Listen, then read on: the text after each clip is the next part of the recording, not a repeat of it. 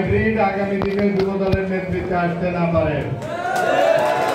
সংগ্রামী নেতৃবৃন্দ, এবারকার নেতৃত্ব সৃষ্টি করার জন্য, নেতা নির্বাচনের জন্য আমরা আপনাদেরকে দায়িত্ব দিয়েছি। দায়িত্বটা আমাদের কাছে আমরা রাখি নাই, আমি আপনাদের কাছে রাখবো।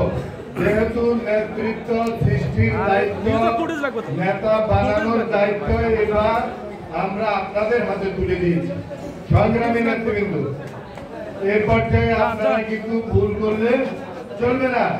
আপনাদেরকে অত্যন্ত দায়িত্বশীলতার পরিচয় দিয়ে আগামী দিনে দলের নেতৃত্বে যারা আসবে তারা যেন সৎ, যোগ্য এবং দলের জন্য ত্যাগী নেতা কর্মীদেরকে আপনারা নির্বাচিত করবেন, এই আশাবাদ আমরা আপনাদের কাছে রাখবো। সংগ্রামী নেতৃবৃন্দ,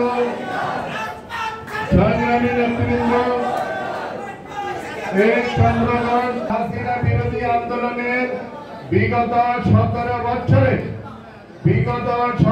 বছরে এই চন্দ্রগঞ্জ ইউনিয়ন ছিল স্বৈরাচার হাসিনা বিরোধী আন্দোলনের সবচেয়ে বেশি নির্যাতিত, নিপীড়িত এবং সক্রিয় ইউনিয়ন ছিল চন্দ্রগঞ্জ ইউনিয়ন। আমরা আমাদের সহযোদ্ধা, আমাদের সাথে একসাথে কাঁধে কাঁধ মিলিয়ে যাদেরকে সাথে নিয়ে আমরা আন্দোলন করেছি, এরকম অনেক নেতা কর্মী আমরা এই চন্দ্রগঞ্জ ইউনিয়ন থেকে হারিয়েছি। আমাদের স্বেচ্ছাসেবক দলের নেতা, আমাদের যুব দলের নেতা, আমাদের ছাত্র দলের নেতা, আমাদের বিএনপির নেতা এবং এই চন্দ্রগঞ্জ ইউনিয়নে যে বীর মুক্তিযোদ্ধা তোফায়েল আহমেদের নাতি শিশু পর্যন্ত শহীদ হয়েছে চন্দ্রগঞ্জ ইউনিয়নে। সংগ্রামী নেতৃবৃন্দ, আমাদের ত্যাগের আর কোনো বলতে হবে না আপনাদেরকে। ত্যাগ কাকে বলে, নির্যাতন নিপীড়ন সহ্য করা কাকে বলে, এটা সারা বাংলাদেশ থেকে যদি দেখতে হয় তাহলে আমরা বলবো চন্দ্রগঞ্জ ইউনিয়নে এসে যেন দেখে যায় যে নির্যাতন কাকে বলে, আওয়ামী নিপীড়ন কাকে বলে, কাকে বলে। আমরা অতি অল্প সময়ে,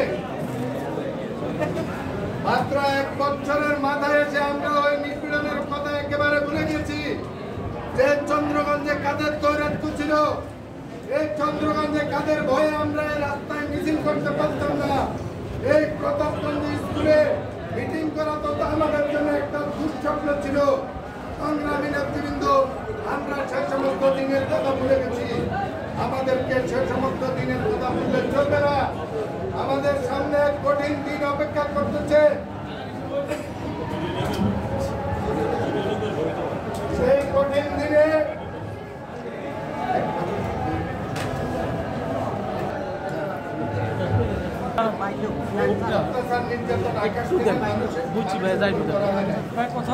আপনাদের উপর করা হয়েছে, আপনারাই সেই নির্যাতন ভোগ করতে হয়েছে।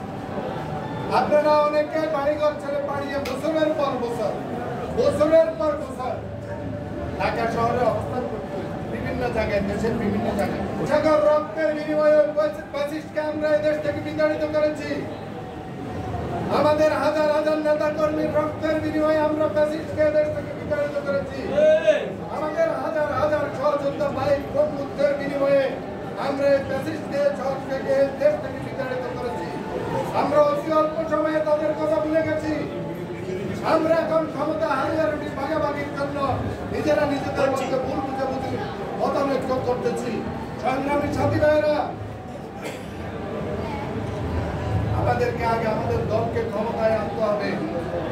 ক্ষমতায় আনার জন্য শহীদ রাষ্ট্রপতি জিয়াউর রহমানের আদর্শকে বুকে ধারণ করতে হবে। কোন রকম অন্যায়, অত্যাচার, নির্যাতনের পথকে সর্বোচ্চভাবে পরিহার করতে হবে।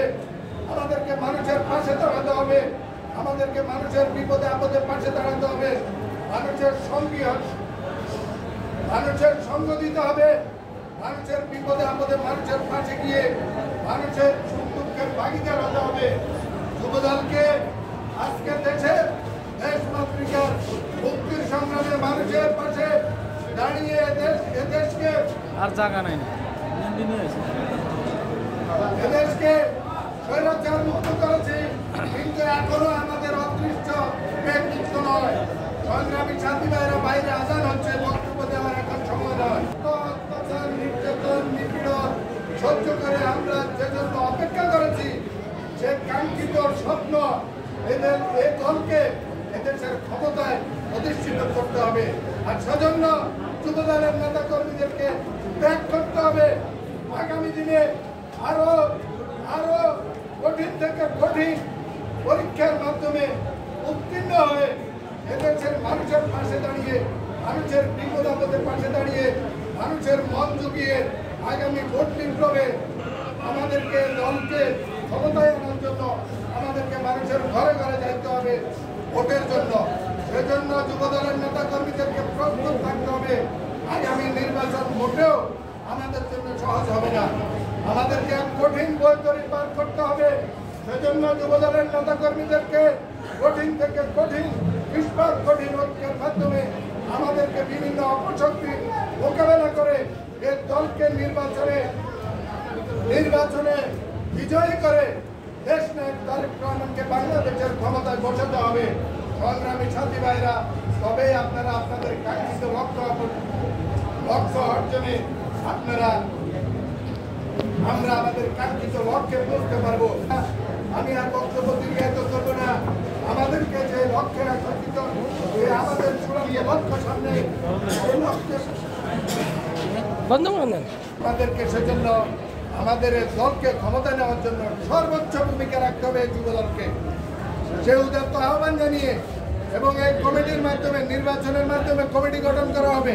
সেই কমিটিকে সামনে রেখে আমরা আগামী দিনে আমাদের নির্বাচনী বৈতরণী পার করব। সবাইকে সেজন্য প্রস্তুত হওয়ার উদাত্ত আহ্বান জানিয়ে আমি আমার বক্তব্য এখানে শেষ করছি। খোদা হাফেজ। বাংলাদেশ জিন্দাবাদ।